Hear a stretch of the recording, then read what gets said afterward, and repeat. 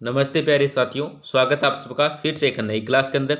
जो भी साथी रिटमेंस की तैयारी कर रहा है, फर्स्ट ग्रेड है, सेकंड ग्रेड है और सीट एग्जाम है, इन भर्ती परीक्षा की तैयारी कर रहा है, तो ये क्लास आपके लिए बहुत ही महत्वपूर्ण साबित होने वाली है। क्लास को पूरा कंप्लीट देखना 5-6 मिनट का टाइम निकाल कर, क्योंकि ऐसा ना हो आप जिस प्रश्न को बीच में छोड़ते हो वो भी क्या एग्जाम में आ जाए, पता नहीं होता है। तो क्लास को पूरा कंप्लीट देखना, बहुत ही महत्वपूर्ण प्रश्न है। क्लास का 1 नंबर प्रश्न है आपका, लुगड़ी, दामनी, कटकी प्रकार हैं। जो लुगड़ी है, दामनी है और कटकी प्रकार है, ये किसके हैं? तो ऑप्शन आपके ओढ़नी के, कुर्ते के, पगड़ी के या सापे के। तो यहाँ पे जो आपका सही उत्तर होगा वो होगा ऑप्शन नंबर 1। ऑप्शन नंबर 1 आपका सूत्र हो जाएगा ओढ़नी के प्रकार। किसके प्रकार हैं? ओढ़नी के प्रकार हैं। ऑप्शन नंबर 1 आपका सही उत्तर हो जाएगा। आप अगला प्रश्न क्या है, देखो। राजस्थान राज्य का वर्तमान स्वरूप जिस तारीख से है वह है। देखो, राजस्थान राज्य का जो वर्तमान स्वरूप है ये किस तारीख से, ये आपको बताना है। तो ऑप्शन देखो, 15 अगस्त 1947 है, 26 जनवरी 1950 है, 1 नवंबर 1956 है, 30 मार्च 1949 है। तो देखो यहाँ पे 30 मार्च को तो राजस्थान दिवस मनाया जाता है। क्या है? 30 मार्च। पहले आपको ये याद रखना है, 30 मार्च को क्या है? 30 मार्च को क्या है? राजस्थान दिवस मनाया जाता है, क्योंकि 30 मार्च 1949 ईस्वी को क्या है, 4 बड़ी रियासतों का इसके अंदर एकीकरण हुआ था। कौन कौन सी? वो है जयपुर है, जोधपुर है, जैसलमेर और बीकानेर। वर्तमान स्वरूप प्राप्त हुआ था।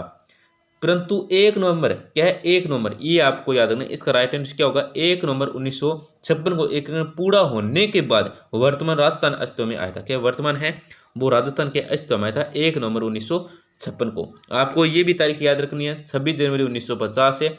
26 जनवरी 1950 ईस्वी को भारत सरकार ने क्या है, वैधानिक रूप से क्या है, राजस्थान को राज्य का दर्जा दिया गया है। वैधानिक रूप से राजस्थान को राज्य का दर्जा कब दिया गया था? तो 26 जनवरी 1950 को दिया गया था। 1 नवंबर 1956 को क्या एकीकरण पूरा होने के बाद वर्तमान स्वरूप में अस्तित्व में आया था। और 30 मार्च को क्या है, राजस्थान दिवस के रूप में मनाया जाता है। और इसमें क्या 4 बड़ी रियासतों का विलय हुआ था, इसके अंदर एकीकरण हुआ था। राजस्थान एकीकरण किस में, कब है? तो 30 मार्च 1949 को। वो 4 रियासतें कौन सी बड़ी बड़ी? तो वो है जयपुर है, जोधपुर है, जैसलमेर और बीकानेर है। तो इसमें आपको ये तीनों ऑप्शन याद रखने हैं, परंतु इसका राइट आंसर होगा ना, वो होगा 1 नवंबर 1956 को राजस्थान ये वर्तमान स्वरूप में आया था। आप अगला प्रश्न क्या देखो।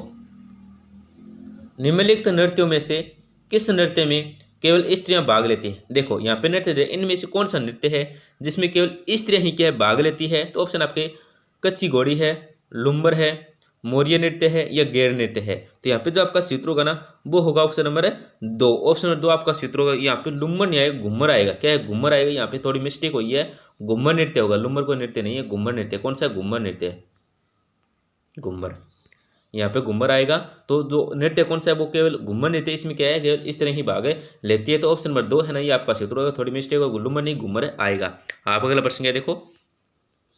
1901 से लेकर 2011 तक किस जनगणना वर्ष में राजस्थान का न्यूनतम लिंगानुपात रहा है? दोस्तों, 1901 से लेकर 2011 तक किस जनगणना वर्ष में राजस्थान का क्या है, न्यूनतम लिंगानुपात रहा है? तो देखो, 1921 है, 1981 है, 1941 है या 1971 है। तो यहाँ पे जो आपका सूत्र होगा वो होगा ऑप्शन नंबर 1। ऑप्शन नंबर 1 आपका सूत्र 1921 है। क्या है? न्यूनतम जो लिंगानुपात रहा था वो रहा था, ऑप्शन नंबर 1 आपका सूत्र हो जाएगा 1921। ये आपको याद रखना है। आप अगला प्रश्न क्या देखो। राजस्थान में किस जिले में देसी नस्ल की सर्वाधिक मुर्गियां पाई जाती है? दोस्तों, राजस्थान कौन सा जिला है जिसमें देसी नस्ल की क्या है, सर्वाधिक मुर्गियां पाई जाती है? तो ऑप्शन आपके भरतपुर है, जालौर है, बांसवाड़ा है, राजसमंद है। तो यहाँ पे जो आपका सूत्र होगा वो होगा ऑप्शन नंबर 3। ऑप्शन नंबर 3 आपका सूत्र बांसवाड़ा है। कौन से दोस्तों? बांसवाड़ा में क्या दोस्तों, देसी नस्ल की सर्वाधिक मुर्गियां क्या पाई जाती है? ऑप्शन नंबर 3 आपका सही उत्तर हो जाएगा। आपका अगला प्रश्न क्या देखो।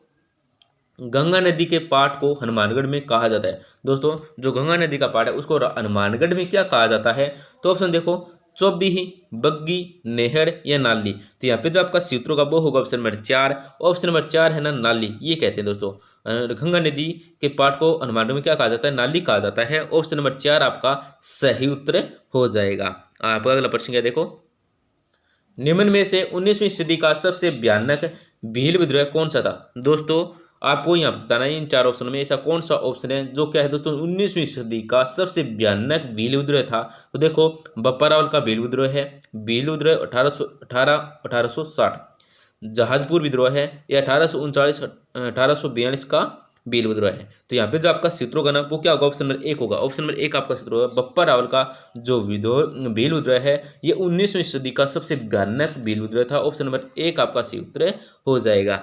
आप अगला प्रश्न क्या देखो, 1857 की क्रांति के समय राजस्थान की सबसे बड़ी सैनिक छावनी थी। दोस्तों 1857 की क्रांति के समय राजस्थान की जो सबसे बड़ी सैनिक छावनी थी वो कौन सी थी, तो देखो नसीराबाद है, नीमच है, खेरवाड़ा है, ब्यावर है। तो यहाँ पे जो आपका सूत्र होगा वो होगा ऑप्शन नंबर 1। ऑप्शन नंबर 1 आपका सूत्र नसीराबाद है। कौन से दोस्तों, नसीराबाद है। ऑप्शन नंबर 1 आपका सही उत्तर हो जाएगा।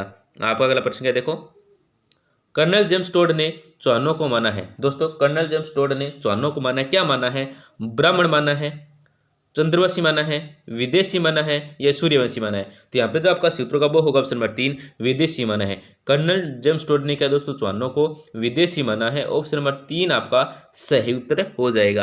आपका अगला प्रश्न क्या देखो, उत्खननकर्ता खोजकर्ता जो विराट सभ्यता से संबंधित नहीं। देखो उत्खननकर्ता और खोजकर्ता जो क्या विराट सभ्यता से संबंधित इन 4 ऑप्शन में वो कौन है, तो देखो कैप्टन ब्रट है, नीलरतन बनर्जी है, दयाराम साहनी है या BR मीणा है। तो यहाँ पे जो आपका सूत्र का वो होगा ऑप्शन नंबर 4। ऑप्शन नंबर 4 वाला ऑप्शन है ना ये आपका सूत्र हो जाएगा, BR मीणा है। ये उत्खननकर्ता और खोजकर्ता जो क्या विराट सभ्यता से क्या है संबंधित नहीं है।